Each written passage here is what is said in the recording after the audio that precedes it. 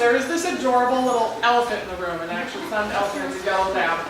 And his name is Gromit, and he's like the cutest thing in the world. And he is working today, so just remember not to just go pet Gromit, because he is doing a job. He's a service dog.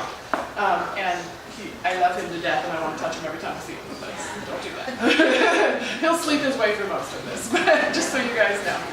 So our keynote speaker is Sherry Bookstaff. She is a marine biology professor at Skyline College, and I'm happy to be able to call her a colleague because I work in that division with her, and my friend. So she's here to tell you her amazing story of just triumph over adversity, which we all need at every point in our lives. And she'll be here to inspire us today. And we get to have her for lunch and everything too, so we can visit with her afterwards. So enjoy. And please, if you need food or water or coffee while this is going on, feel free to go get some, but let's try to keep the doors closed because we want as much air conditioning as possible. Okay? Thank you guys and welcome.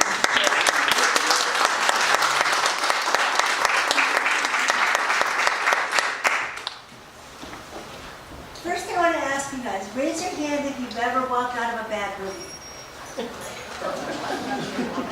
Raise your hand if you've ever walked out of Disneyland. I didn't expect people. Last year, my daughter, who's back there, and I decided to surprise our son, who was at UC San Diego, for his birthday, and we took to Disneyland. So she flew down there on her own from Sacramento, and he thought she was flying down there so he could go to Mexico, because he was really 18, and he was engaged in Mexico as 18. And for some reason he thought that I would be okay with that, so he thought they were going to Mexico. So in reality, she flew down there, got him on her bus, going north towards Disneyland instead of down towards Mexico. He did figure out, I hope pretty quickly, that they were going in one direction.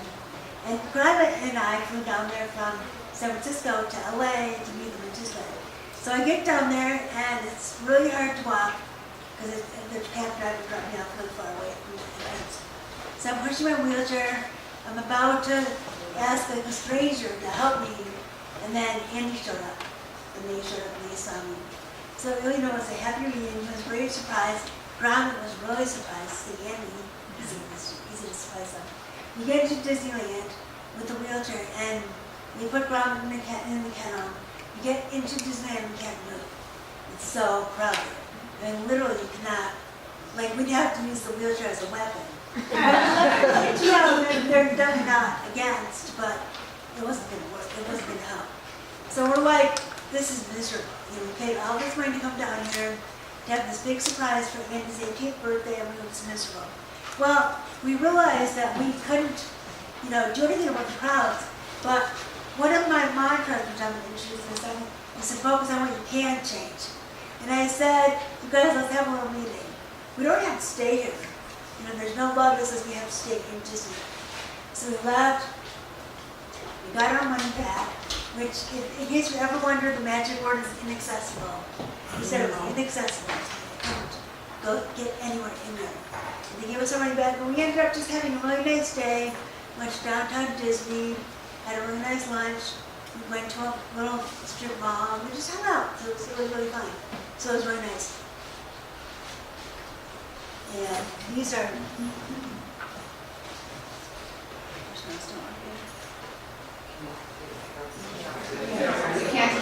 We are attempting to find a microphone. Sorry. We're attempting to find a microphone. Right now I'm attempting to advance the slide. This is working now. No, technical difficulty, hang on a second. It's too warm for the computer, too.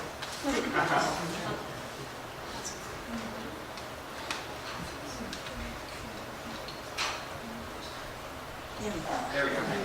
Now this is not from this trip, obviously, because we left, but this is from another trip. So you can see what we thought Disneyland would be a fun way to go, and then we'd have a lot of fun there. Well, that mantra, focus on what you can change, is part of 4 different mantras that I want to introduce to you. And I made up a slogan called Get Charged. And each of those letters that you can see in color is charged, corresponds to one of my mantras. So you can see them all listed here, but I'm going to introduce them each as we go. Now, the first one was focused on what you can change, not on what you cannot change. You know, we couldn't change the crowds. All we could do, all we had control over was leaving. So we left. One thing I want to do during this talk this morning is have everyone get on your phones. I see something really happening. I'm looking for a microphone. Get your phones. Turn the ringer off because I don't really want to get phone calls. But have your phone out, and if you have a favorite social media, feel free to post during my talk. And use the hashtag #StriveToThrive. So post either I'm on Twitter, I'm on Facebook, and I'm on Instagram. Well, Brahma's on Instagram. Post to any of these social media outlets anything that you find interesting during the talk or anything that you're inspired by during the talk.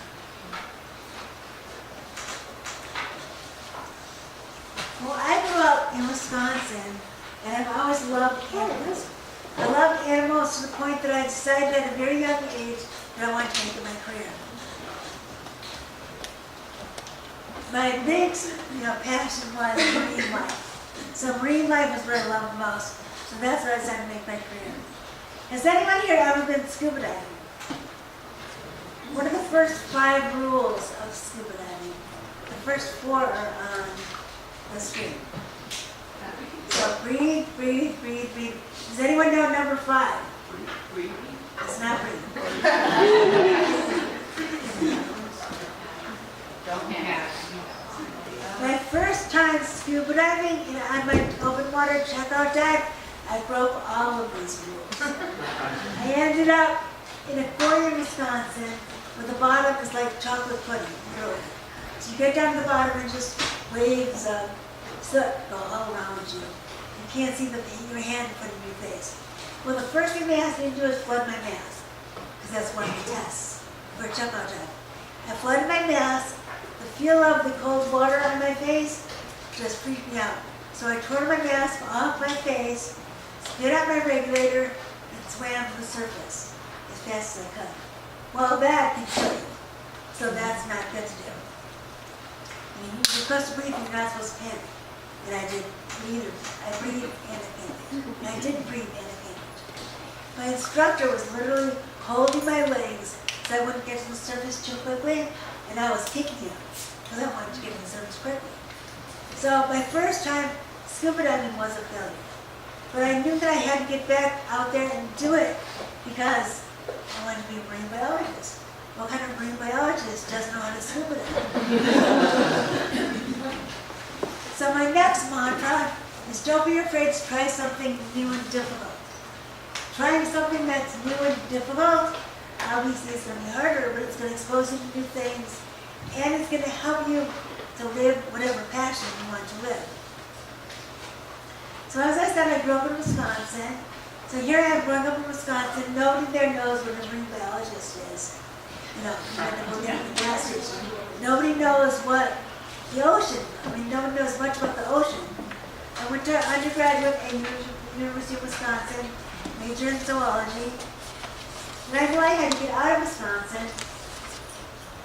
So I came out here for grad school, where I studied marine mammals, which was my passion. Abby's handing out some cards to you, so keep them handy with a pen if you have a pen. And I'm going to give you another activity to do. Okay. Yeah.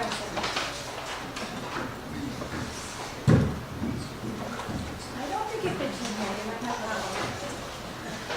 I need another hand. Do you want me to hold it? No, it's good. Hello? Now you can do. That's okay. So I went to grad school at San Francisco State University studying mammals. And while I was there, I discovered another major obstacle to being a marine biologist. I got seasick. So here I am, a bad scuba diver in Wisconsin, where everybody wanted me to be a stenographer, because I didn't know what an oceanographer was. And I get seasick. So what am I going to do? I still want to study whales. Well, that's part of why I went into teaching. I actually got into teaching because I fell in love with it. Genuinely, I didn't decide to teaching. But that was part of what pushed me into teaching and not research. Because you can't work on a boat if you get seasick. So I went to teaching, and being a teacher, now you really can incorporate what you love into everything you do. So as a professor, I did a lot of things that helped me to incorporate whales into my life. And all of these things help me to, what I'm going to have you guys all hopefully do at the end of the day, strive to thrive and not just survive. And you have cards. Everybody has a card now? Yes. You have a pen. On the front of your card, There are pens in your bag. you have a pen in your bag. On the front of your card, it says, Sherry Suggests, which by the way is also my Twitter handle, you can go on Twitter with that. And it has listed my 4 mantras. On the back of the card, it says, my strategies for success. So what I'd like you to do during my talk is, as you go through each of these mantras, write down how you would incorporate that mantra into your life. So a little bit more about my professional life. I wanted to incorporate whales into my life, so I founded a local chapter of a whale and dolphin conservation group. I gave talks in the community. I've been associated with many of you know with Expanding Your Horizons. Right? Expanding Your Horizons. So I've been associated with that my whole career with Skyline. And in 2005, I was actually the naturalist on the Alaskan cruise. That's that one.